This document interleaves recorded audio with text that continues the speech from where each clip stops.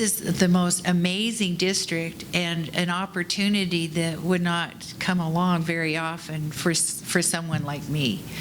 So I have to tell you, my sweet husband, who's also a superintendent, was the one when I told him that this position was open, and he really encouraged me to apply. And it is with honor and respect that I, was it nice to sleep in those months that I wasn't working? I mean, it was very nice. In terms of my own leadership style, I really like teams. I wrote my dissertation on team building and effective administrative teams. That was a long time ago. And I still believe in that to this very day, the power of synergy and collective wisdom.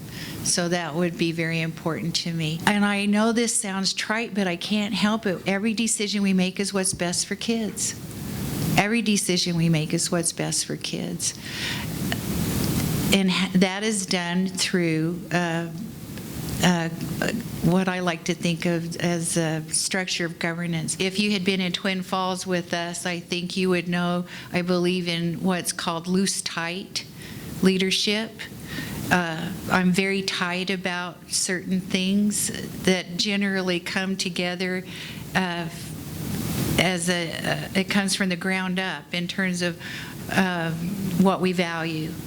And so when it comes to being very tight about mission, vision, values, and goals, very tight about that. Do we have a guaranteed and viable curriculum? Very tight about that. Do we have the finest instructional strategies available, resources available? Very tight about all those good things about teaching and learning. Now, how we do certain things, that's where the magic comes in. That's where the teachers have the most excitement and the most passion and the greatest ideas. When I was in the Nampa School District for 17 years, I had a remarkable experience as a classroom teacher. The nice thing was I also taught Spanish, so I did have some advantage in terms of communicating. Unlike when I went to Twin Falls, Idaho, and we had 27 languages spoken in our school district on any given day, I was not adept at Russian or Croatian. But sheltered English saved my life. It doesn't make sense to me to have 25 children in a kindergarten classroom. It doesn't make sense to me either, but yeah. We do it all the time. Yeah. Well, I remember having 40 kids in a class now and then, and that made absolutely no sense to me. So I hear what you're saying. It's educational malpractice, in my opinion. It shouldn't happen.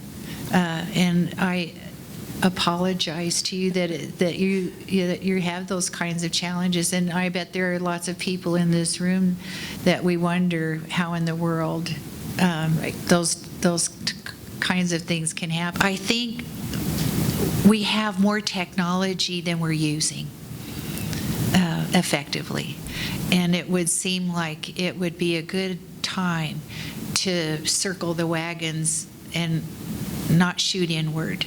You cannot have a well-educated person without the arts. You cannot have someone who is, in all the years we've been together, we always say we wanted our kids to be college, career, and what ready? What's the other piece? College, career, and citizen ready, right?